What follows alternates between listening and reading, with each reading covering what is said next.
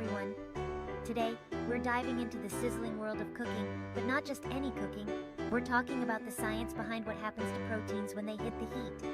Ever wondered why your steak changes color, or why an egg hardens when you cook it? Well, buckle up, because we're about to unravel the mystery of protein denaturation and coagulation. Let's start with the basics. Proteins are like long, twisty necklaces of amino acids that make up much of our cells, muscles, and yes, the food we eat. When these proteins are exposed to heat, like when you're grilling a fish or frying tofu, something incredible happens. The heat shakes up those twisty necklaces, causing them to unravel and lose their original shape. This process is what scientists call denaturation.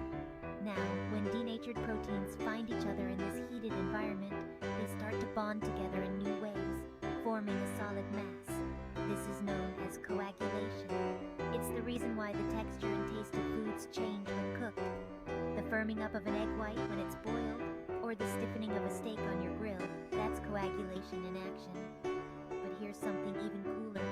The temperature at which this happens can vary from one protein to another.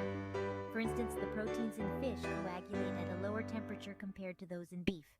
That's why overcooking fish makes it so dry. It's lost all its moisture to coagulation.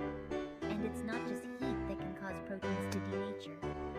Acids like lemon juice or vinegar, and even mechanical actions like beating or whipping, can lead to similar changes. That's why marinades can make meats tender, or why whisking can turn cream into whipped cream.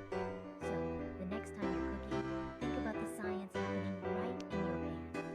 Each flip, each stir, you're not just cooking, you're conducting a symphony of chemical reactions that transform raw ingredients into delicious meals. Who knew science could be so tasty, right? Thanks for joining me on this culinary science adventure.